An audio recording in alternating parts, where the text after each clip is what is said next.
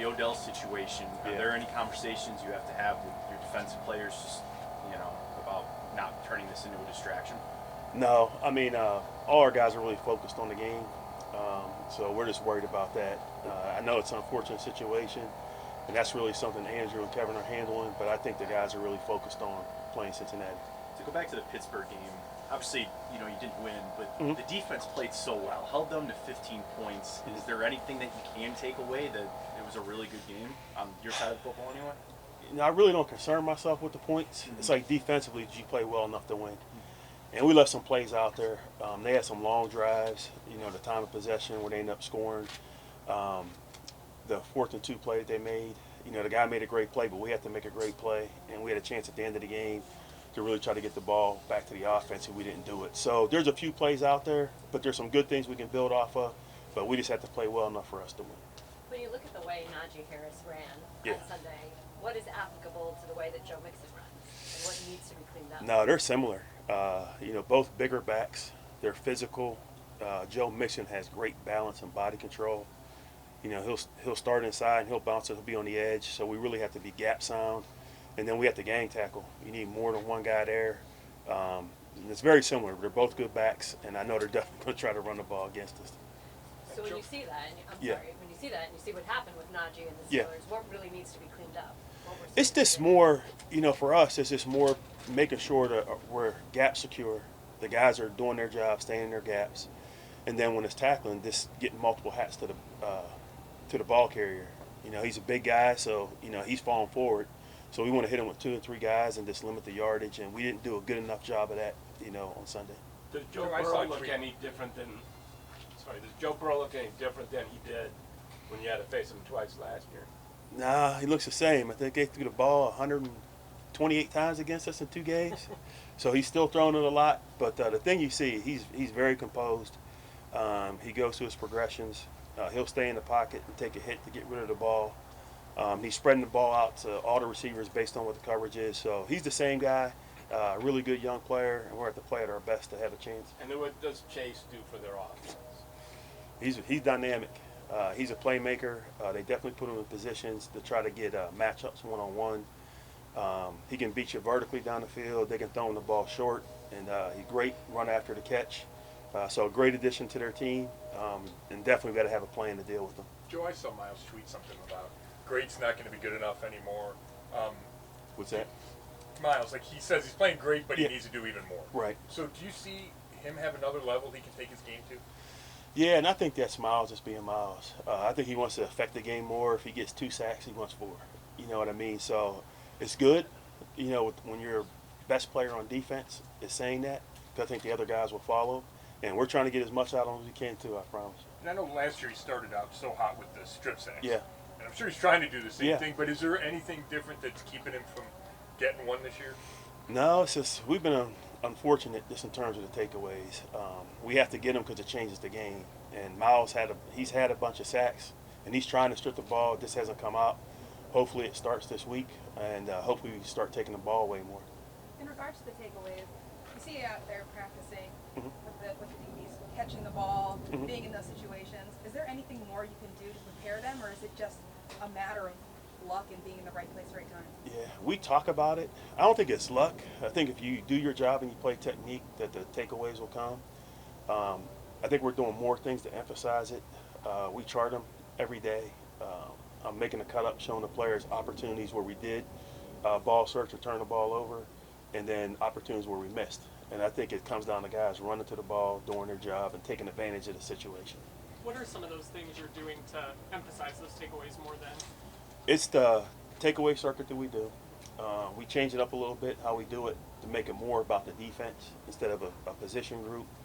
Again, I showed the chart, just really trying to challenge guys to be on the chart every day, whether it's a tip ball, whether it's getting an interception, forcing a fumble, ripping at the ball.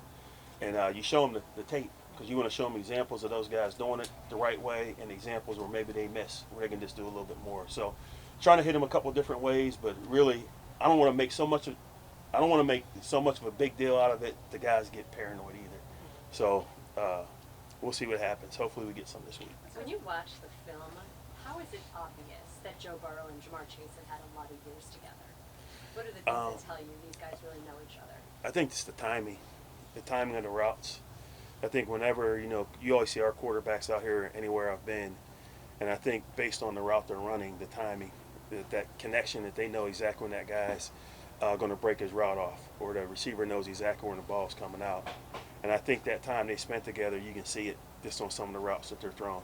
Joe, with Tyler Boyd in the slot, John Johnson was raving about him earlier. How good has Troy been for you in that role? Troy's doing a good job. He shows that he can cover. He's had a few plays here and there that he's given up, but he's also made some plays. And the big thing for him too is he's showing up in the run game. He's a little guy, but he'll go in there and make some tackles. But just trying to work with him a little bit more. I am, just to help him on the techniques and the things that he's doing, just to tighten up his coverage. I mean, he was really sticking his nose and has stood out. Yeah. Did you know that he had that in him when you guys signed him? Yes. And he really played 1 year inside, and he was playing outside corner for those guys as well. So this is really his first year full time where he's playing in the slot. Do you ask him to protect himself, or is that just not him? Because he does go after those. Nah, it's him. He has it. He has a little edge to him, man, and we love it. The players see it, and he's been good for us defensively. Sorry, there's another week. Ronnie got another penalty. They're late. Yeah. Do you have to talk to him at all, or you don't want to take that edge away of the play? It just seems like it always No. seems to be him. We're definitely talking about it, but we just don't want to commit penalties where we hurt the team. And that penalty was just unnecessary. And that was really the first clip I showed the defense. And he knows, and I think he's very competitive. And I think at times he gets really emotional, and he has to control that. What's the philosophy? Last year, this team had to be really focused just because of COVID and the protocols and basically self-quarantining. Yeah.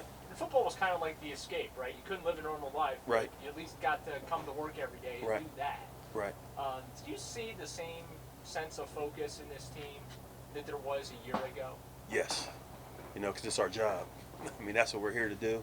And I think the focus has been really good. It's just, there's a couple games we lost where if we make literally 1 or 2 plays, it's a different story. But we didn't make them, and that's where we're trying to find a way to play a little bit more consistent and make those plays, those game-changing plays to win games. How do you decide philosophically whether you want to play sides or you want to shadow? Like if Denzel Ward is a really good guy to stay on somebody's body, and Yeah. Jamar Chase is a really physical receiver. Right. Is that enough to say, maybe there's a game we shadow, or do you just not like? Yeah, to do that? for me personally as a DB coach, and I've, Denver, Keeve, Chris Harris, Roby, those guys, and San Francisco, the guys I had, some guys are more comfortable playing on the left side. Some guys are more comfortable playing on the right side. It's just that way. But we do match, but it's based on how we perceive the matchup. And I think we have a good group of corners, whether it's Denzel, whether it's Greedy, or whether it's Greg. But we will travel those guys. Sometimes it's matchups. It could be field and boundary. But that's something we game plan each week. So how about this week? I'm You not gonna telling. travel anybody? You're going to have to wait to see. You expect to have Denzel, though, Sunday? We're going to see. Today's a big day for him. He's going to be out. He'll take some practice reps. I think he's feeling better, just the conversation I had with him. But it would be nice to have him. I mean, it's a Bengals team. You need as many corners you can get, right? Yeah, they're going to throw it. So, yeah, definitely. Kind of off of Dee's question too, Joe. Like with Greedy being a little taller, and then does that ever factor in with position on the field when you want maybe a taller guy when it's a little shorter, or it's just how you feel? No, not really. I think all of our corners, talking about those 3, they all have good size and length. So that's not really a concern. Joe, do you have a feel for D tackles or Clowney or anything like Tack? Yeah. Some of those guys who are out yesterday. It's the same thing as day to day. Some of those guys are fighting through some little nagging injuries. I think we'll be fine, come Sunday. But the rest of the week will determine what guys are going to be up. He's one of the guys who's known Kevin the longest. Just with obviously the Odell situation, what kind of challenge do you see that for Kevin as a head coach, and how have you seen him handle it? Kevin, really, we haven't had those conversations. I think Kevin is really focused on what we need to do this week to beat the Bengals. Situations like that happen. I think he handles that internally with AB, and then he, makes the right decisions and then focuses on what he needs to for the team. So I think he's doing a good job handling it, and it hasn't been a distraction in the building. When Najee has a game like he did last week, Mhm. you know, I think people can focus on the D tackles. So how do you think they played against the Steelers? You know, there's some good things they did, but we just want to be consistent. You know, and it comes down to gap control, and it's really not all about the defensive tackles. Again, they're in there fighting, they're doing their job. It's about the whole defense, whether we're fitting from a linebacker standpoint or it's a safety in the run fit, if it's a pressure and we're executing it. And I just think we were just a little bit off at times, you know, and that's where it led to some yards. Dick LeBeau used to always say that if you kept the team under 17, you had like 95% chance to win. So Yeah. when your defense plays as well as it did, Mhm. and I know that this is asked Yeah. earlier about the points, but do you need to settle them at all? Do you need to reassure them? Is there any sort of frustration? Hey, we did our job. Why wasn't it enough? Never. No. I just think, for me, every week, I think I try to handle the defense the same way. So the process I go through is, here's our goals. We have 12 goals that we talk about each week. And I know if we get at least 7 of those goals, we're going to give ourselves a chance to win. I talk about what we did good, areas that we need to improve. I recap the game for them and tell them things that we need to correct and tell them things that I need to correct. And we do it that way whether we win or lose. And I try to be consistent that way, and I don't try to ride the emotional roller coaster of wins and losses, or how well we played, or how many points we gave up.